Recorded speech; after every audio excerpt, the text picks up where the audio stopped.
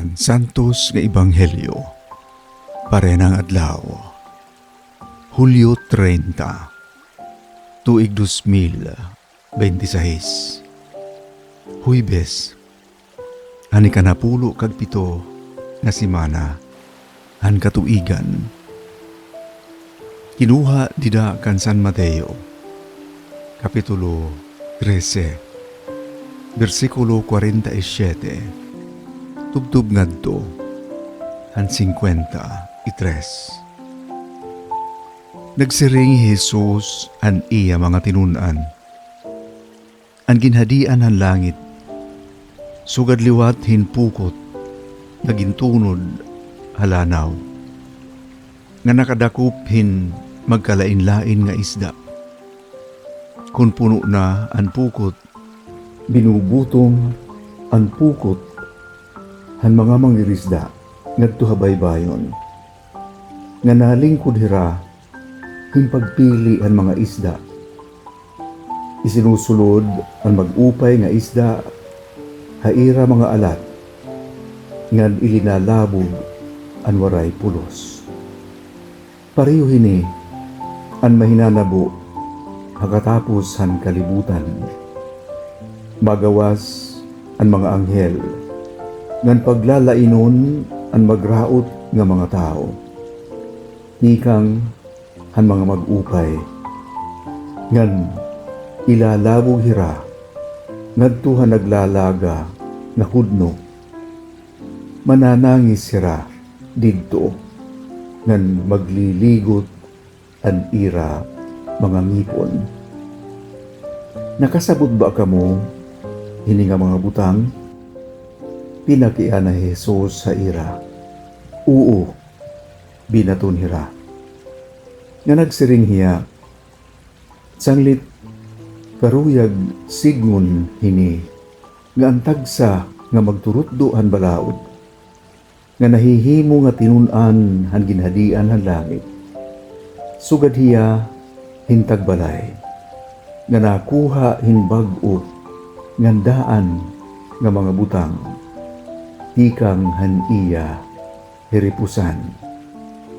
Kahuman ni Jesus magsumat hini nga mga pananglitan, binaya hiya hadto nadapit. An Ebanghelyo han Ginoo.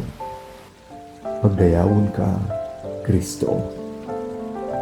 Haliputay nga pamalandong han Santos nga Ebanghelyo. Yan ang adlaw. Igintatanding ang ginhadian han langit. Hinusa nga pukot agintunod dida han kadagatan.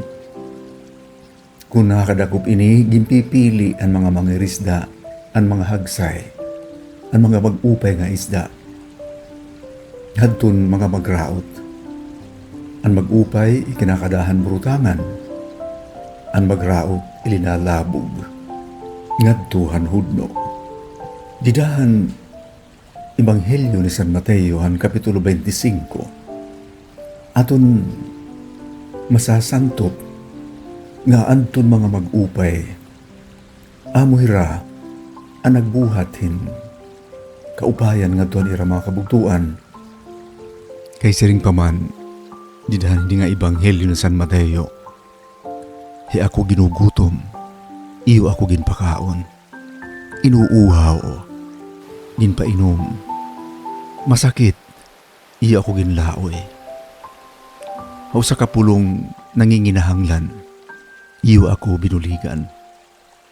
Haluyo naman nga bahin, ang mga tao nga waray mga pulos, waray bumulig, ang ginugutom ginpasibayan, sugad man ang inuuhaw, ug masakit, ug mga nanginginahanglan, waray laig pasipara. Kaya katapus-tapusan, pulungan Ginoo, kung ano ang iyo ginbubuhat, han giubusi han akon mga kabugtuan, iton iyo ginbubuhat haakon. Ang nagbubuhat hin mag-upay, amo hiraan kinarawat kan Kristo. nga nagpuyo didan ira kasing-kasing ug huna-huna ug kalag ngan binunga didahin mag-upay nga mga binuhatan. Binunga nga dahin kamahinatagon, kamahigugmaon, an sugad nga paghigugma, subay han suklanan, han cross ni Kristo. An usa nga tawo nga kinarawat hini nga mga pulong han Dios, nga mga tutduhan kataluhasan. Iya ginhihikay ang tanan nga mga kaupayan, nga tanan nga mga panutduan han Dios, ti kang pahangkadaanan, tubtubya na, hang katumanan, han mga panagna, ug han balaod, nga gintuman han anak han Dios, gintuman ni Kristo, dida niya pagdaragan, han kamatayon, didahan niya pagkabanhaw, ang mga minatay. Ang tao nga mga mag-upay, amoy raan na katagamtam, han bunga, han pagkabanhaw ni Kristo.